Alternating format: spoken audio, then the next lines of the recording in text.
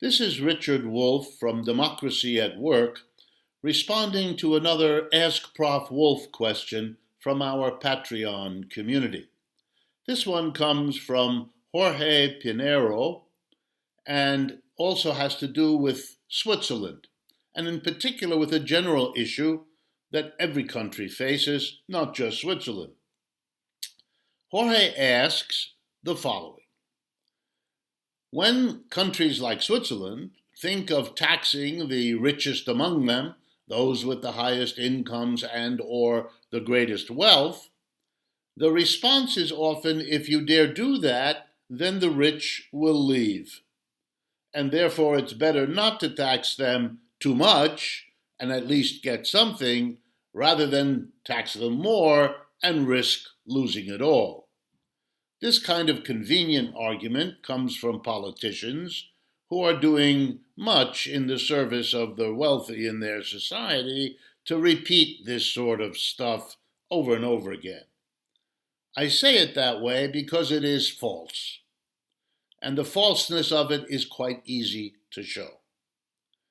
Let's use Switzerland simply as an example, but again, same issue arises in many, many other countries.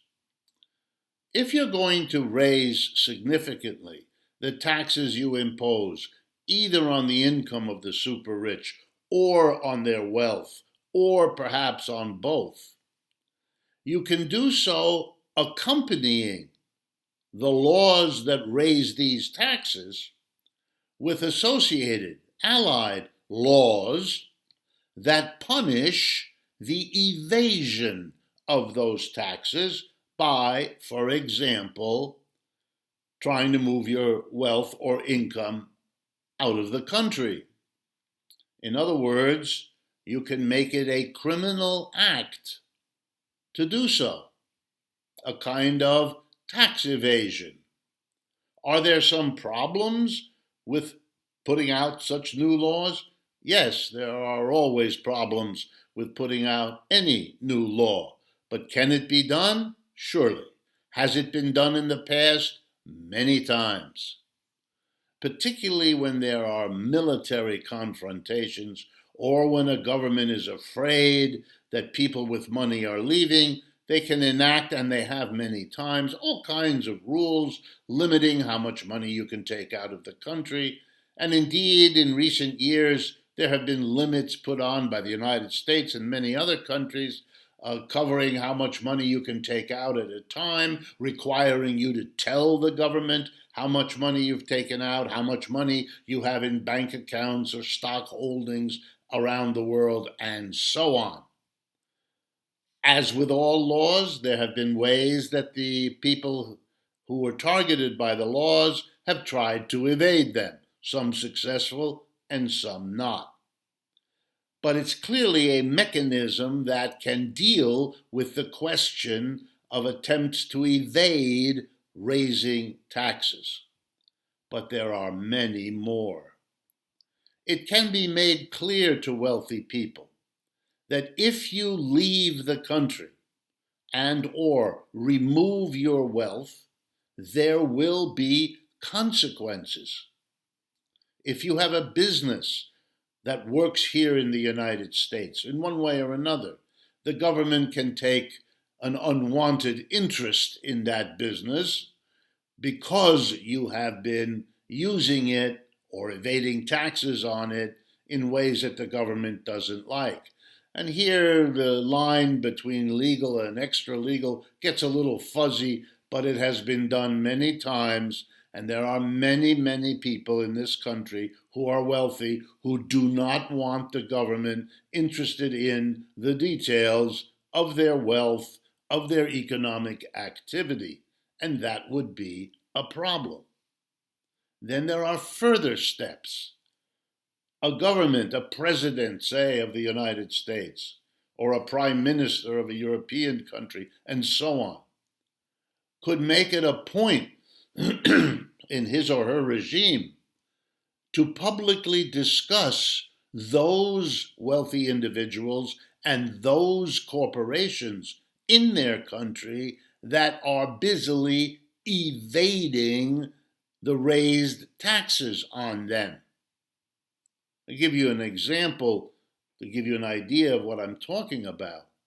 When the famous French actor, and there have been several, but you all know the famous Gerard Depardieu, when he got angry at the French government for the taxes he had to pay, he left France and became, if I understand correctly, a citizen of Russia and got some kind of deal there.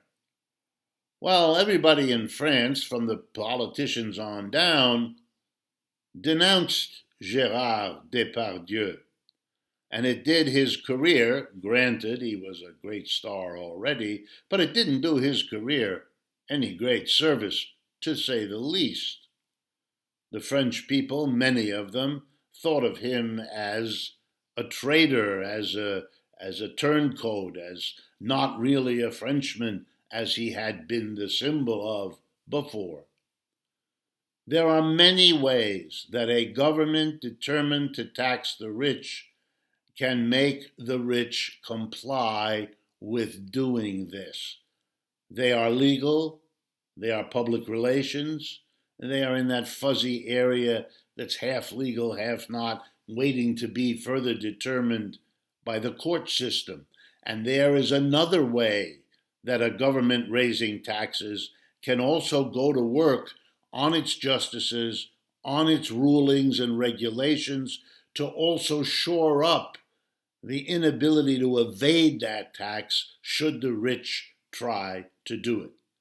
The bottom line here is not to accept the political nonsense that makes it a kind of simple matter for the wealthy to escape their fair share of taxes, to escape raising taxes the way they once were and the way many in the society believe they should be now. Some breezy statement, if you do that, we'll leave. That's bravado. That's fakery. And that's bluffing. And there is no reason to be called on it. There are plenty of ways and plenty of historical experience with doing this and having it work really quite well. To end up, Gerard Depardieu did it, but very, very, very few other French actors and actresses who had the same tax issues followed him. And that's not because they didn't think it might be a good idea, but because they did not want to have the reputation, the government interest in them, etc., that goes with a determination on the part of a government to do something. Under the former socialist government of France, that determination was fairly strong. Under the current Macron government, not so much. And so the rich don't need to worry about how they escape higher taxes because they have a friendly government that doesn't put those taxes on them in the first place. This is Richard Wolff, responding to an Ask Prof. Wolff question for Democracy at Work.